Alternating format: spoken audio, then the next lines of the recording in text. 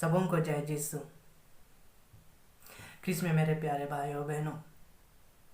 संत मार्कुस के अनुसार सुसमाचार अध्याय 4 पद संख्या 13 से 20 में हम पढ़ते हैं। यीशु मसीह समुद्र के तट पर लोगों को शिक्षा देते हैं। अब बड़ी संख्या में लोग यीशु मसीह के वचनों को सुनते हैं और जब संख्या बढ़ जाता है तो यीशु मसीह स्वयं समुद्र में चले जाते हैं और नाव में बैठकर लोगों को शिक्षा देते हैं। यीशु मसीह ईश्वर के राज्य का प्रचार करते हैं, लोगों को दृष्टांतों के द्वारा शिक्षा देते हैं। और आज संत मार्कुस हमें अपने सुसमाचार में बताते हैं, यीशु बोने वाला का दृष्टांत सुनाते हैं।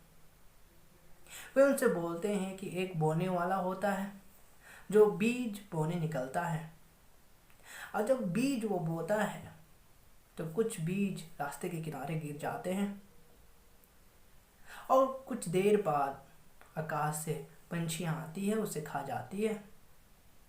कुछ बीज पथरीली जमीन पे गिरता है जहाँ पर मिट्टी बहुत ही कम होता है और बहुत जल्दी उग जाता है, और जब सूरज निकलता है तो सूरज के प्रकाश से झुलस जाता है और जड़ ना होने के कारण वह मुरझा जाता है।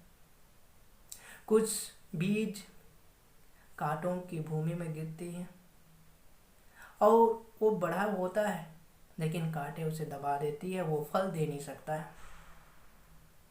लेकिन कुछ ऐसे बीज होती है जो अच्छे जमीन पर गिरते हैं और अच्छे से उगती है, बड़ा होते हैं और बहुत सारा फल देते हैं। ख्रिस्त में मेरे प्यारे भाइयों बहनों, संत मार्कुस आज हमें बताते हैं कि बोने वाला और कोई नहीं है बल्कि यीशु मसीह है, और जो बीज है वो ईश्वर का वचन है। और बोना हमें दिखाता है, प्रचार करना, ईश्वर के वचन को प्रचार करना दिखाता है। और जो 4 प्रकार के जमीन यीशु मसीह दृष्टांत में बताते हैं, वो 4 प्रकार के लोग होते हैं जो ईश्वर के वचन को स्वीकार करते हैं, सुनते हैं। यीशु मसीह आज हम सबों को बता रहे हैं कि बोने वाला ईश्वर का वचन बोता है और वो वचन रास्ते के किनारे गिर जाते हैं, और वे वो लोग होते हैं जो ईश्वर के वचन के बारे में सुनते हैं, लेकिन शैतान आके उनके दिलों से ईश्वर का वचन को ले जाता है। कुछ बीज ईश्वर का वचन पथरीली जमीन पर गिरता है, वे वो लोग होते हैं जो ईश्वर के वचन को सुनते हैं, बड़ी प्रसन्नता से उसे स्वीकार करते हैं, लेकिन जब विपत्ति आती है, जब अत्याचार होते हैं उनके साथ, तो वे टूट जाते हैं, परेशान हो जाते हैं, घबरा जाते हैं। और कुछ बीज, कुछ वचन कांटेदार जमीन पर गिरता है। वह बीज, वह वचन बढ़ता है, लेकिन फल देने से पहले कांटे उसे दबा देती है।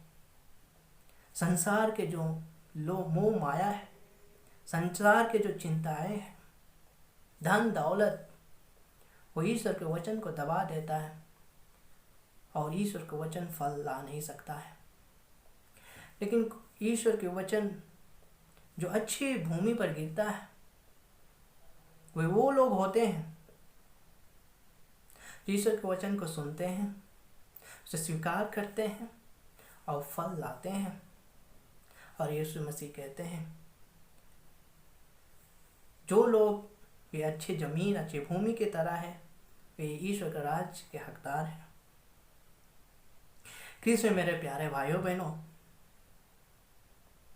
हमें अपने आप को सोचना है, मन की जांच करना है, दिल की जांच करना है, अपने आप को प्रश्न करना है कि हम किस तरह की भूमि है, किस तरह की ज़मीन है। क्या हम उस रास्ते के किनारे वाला भूमि है? जब हम ईश्वर का वचन सुनते हैं, ईश्वर के वचन को शैतान ले जाता है हमारे दिलों से, क्या हम उस पथरीली जमीन की तरह है? जब ईश्वर के वचन को सुनते हैं, अपनाते हैं, लेकिन जब विपत्ति का समय आता है, जब अत्याचार होता है हम लोगों के साथ, तो हम टूट जाते हैं, घबरा जाते हैं, परेशान हो जाते हैं। या हम उस कांटेदार जमीन की तरह हैं। हम ईश्वर के वचन को सुनते हैं, ग्रहण करते हैं, लेकिन वो वचन फल ला नहीं सकता, क्योंकि हमारे जो संसार की चिंता है, धन दौलत, वो ईश्वर के वचन को दबा देता है और फल ला नहीं सकता। या हम इस अच्छे भूमि की तरह हैं जो ईश्वर के वचन को सुनता है, ग्रहण करता है और बहुत सारा फल लाता है और ईश्वर के राज्य का हकदार है। कृष्ण मेरे प्यारे भाइयों बहनों, हम ईश्वर से प्रार्थना करते इस वरदान के लिए, ताकि हम इस अच्छी भूमि की तरह ईश्वर के वचन को सुने, उसे ग्रहण करें और बहुत सारा फल लाए, ईश्वर का राज्य का हकदार बने। जय जय।